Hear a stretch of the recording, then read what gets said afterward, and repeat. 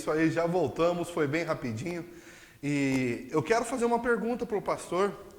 Enquanto a gente estava no intervalo aqui, eu lembrei de uma pergunta e eu quero fazer para ele agora. Quando nós lemos o Pai Nosso, que é a oração ensinada pelo próprio Jesus, lá nós encontramos a seguinte frase: venha a nós o vosso reino, seja feita a tua vontade, assim na terra como no céu. E a primeira coisa que eu entendo quando eu leio isso é de que existe um reino no céu e haverá um outro reino na terra. E eu queria que o senhor explicasse melhor para mim isso, se realmente existem dois reinos. Existe o reino do céu e o reino da terra. Bem, nós entendemos, até conversamos aqui, que não existe dois reinos. Até porque Jesus Cristo diz que Ele e o Pai, eles são um. Ou seja, eles é um. É uma frase errada, o português errado, mas eles não são. É um. E quando Ele diz que o reino dos céus, ou seja aqui na terra o mesmo, Ele está dizendo o seguinte, que seja feito aqui, organizado aqui, obedecido aqui, assim como Ele é no céu. Ou seja, uma obediência total, um domínio total de Deus aqui na terra. Mas aí a gente abre o precedente para algo interessante, pastor. Porque se a palavra do Senhor diz que no céu não existe choro, não existe lágrima, não existe dor, não existe nada. Se estabelecer aqui embaixo o mesmo reinado que existe lá, então aqui também não haveria nada disso. Então, o fato, só para concluir, o que o senhor está querendo dizer é que se nós seguíssemos o reinado de Deus na terra, como é reinado o céu, nós estaríamos, a parte de tudo isso, nós iríamos herdar o que tem no reino também aqui na terra?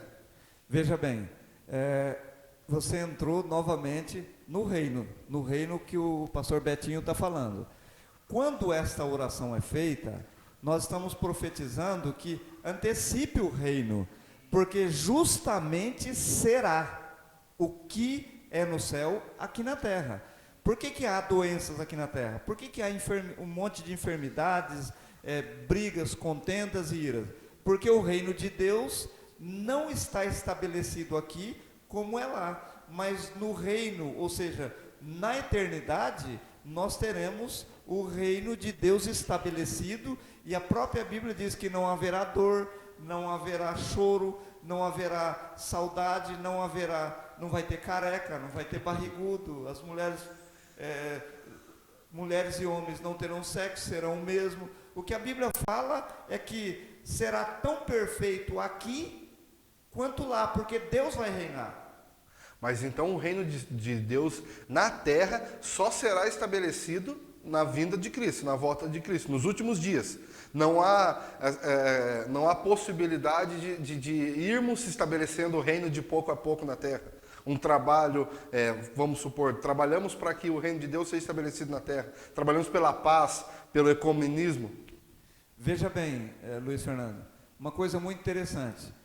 O porquê? Nós falamos muitos versículos, o Betinho falou muitos versículos, mas nós não falamos qual é o motivo do reino. O motivo do reino é justamente uma coisa. Por exemplo, muitas pessoas, como aquele ladrão na cruz lá, aquele bandido na cruz junto com Cristo, aquele cara foi esperto, porque ele disse para Jesus: Senhor, lembra-te de mim quando estiveres no teu reino. Ele no mínimo sabia que haveria um reino de Cristo, mas Cristo responde para ele: hoje mesmo estarás comigo no paraíso. Por que não no reino? Porque no reino ali direcionado diria que ele reinaria. O reino milenar vai ser um período onde Deus vai tratar com o caráter de todas as pessoas.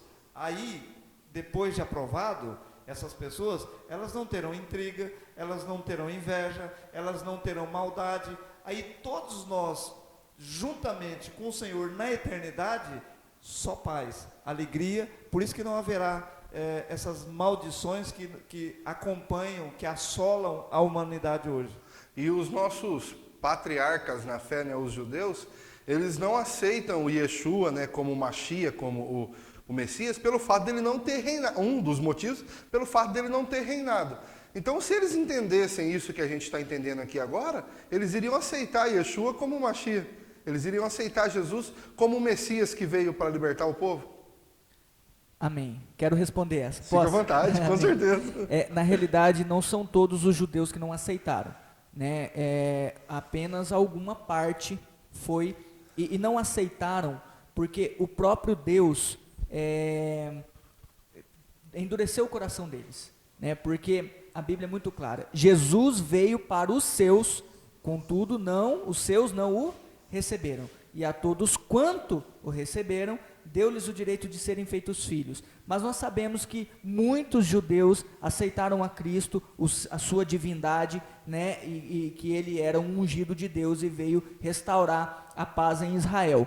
Porque os 12 apóstolos são judeus, né, a igreja nasceu em Jerusalém, então a igreja de Cristo, as raízes dela é em Israel, é Jerusalém. Irmãos, por que eles não aceitaram? Não é Roma, né, pastor? Só deixa eu deixar bem claro, não é Roma. Não é Roma. A origem da igreja cristã. Não, a igreja cristã, o nosso Cristo é judeu, da tribo de Judá, né? Nascido de Maria, virgem, né? Seu pai José, que era da tribo de Judá. Nós precisamos, em Mateus 1, fala da genealogia de Cristo. Então, nosso Deus nasceu em Israel, meus irmãos. A nossa raiz é Israel. Mas assim, por que eles não aceitaram? Porque existem muitas profecias acerca de Cristo, que diz que ele viria na sua glória, separaria Israel de todas as nações, porque a Bíblia diz que bendita será entre todas as nações. Mas eles não entenderam que muitas profecias, a primeira vinda do Messias não era na glória, mas sim como um homem de dores, que seria humilhado, maltratado, né, cuspido, para que ele pudesse salvar e resgatar a humanidade, porque Jesus, para que pudesse resgatar a humanidade, ele precisava satisfazer a justiça de Deus. Então esses versículos, essas profecias acerca da primeira vinda de Cristo, a maioria dos rabinos, dos escribas da época, dos judeus, não entenderam que ele precisava vir primeiro dessa forma, para que depois ele voltasse na sua glória. Pastor Celim? Interessante que o livro de Romanos capítulo 11, versículo 25 diz assim: porque não quero, irmãos, que ignoreis este segredo, para que não sejais sábios em vós mesmos, ou seja, para que a humanidade não tirasse conclusão pelo seu conhecimento natural. Ele diz que o endurecimento veio em parte sobre Israel, até que a plenitude dos gentios haja entrado, nós. E assim todo Israel será salvo, como está escrito: de Sião virá o libertador, e desviará de Jacó as impiedades. Na realidade, os judeus são salvos. Eu até creio, eu não tenho como provar, mas eu creio que quando Deus pediu o filho de Abraão, Isaac, quando ele pediu o sacrifício de Isaac, e Isaac havia matado o filho dele no coração, ele não matou literalmente, mas levou o filho para matar, sacrificar ali para Deus. Quando ele leva lá, aquele filho não foi sacrificado, porque Deus não aceita sacrifício que não seja perfeito. Mas aquela atitude de Abraão, essa é uma conclusão minha, entendeu? Aquela atitude de Abraão fez com que Deus salvasse todo Israel. Por isso que o texto diz aqui, ó, assim todo Israel será salvo. Então todo Israel, ele já é salvo, porque Deus havia já escolhido esse povo. Mas como ele é justo, na justiça de Deus, ele achou por bem ou por justiça nos libertar da condenação do inferno. Quando Cristo veio, e se eles aceitam Cristo como Senhor, para eles está o reino. Então eles têm a salvação e teriam o reino. Para nós a salvação também veio de graça. Porém, para conquistar o reino, eu preciso de obras. Eu preciso de um caráter transformado por completo. Corpo, alma e espírito. Eu creio também que não necessariamente na teoria do pastor, porque até então eu não conhecia pensar dessa forma, pelo sacrifício de Abraão e Isaac, mas eu creio também que de forma alguma Deus condenaria o povo dele, o povo da onde veio Cristo, pelo fato de que esse povo passou já, né? Na verdade, as provações que todos nós passamos hoje, não chega aos pés do que esse povo já passou na palavra de Deus, né? Então eu também creio que a salvação deles é iminente, sem dúvida, serão salvos. Agora, quanto ao reino, a gente vai ver o que o pastor Betinho vai falar assim que a gente voltar do comercial.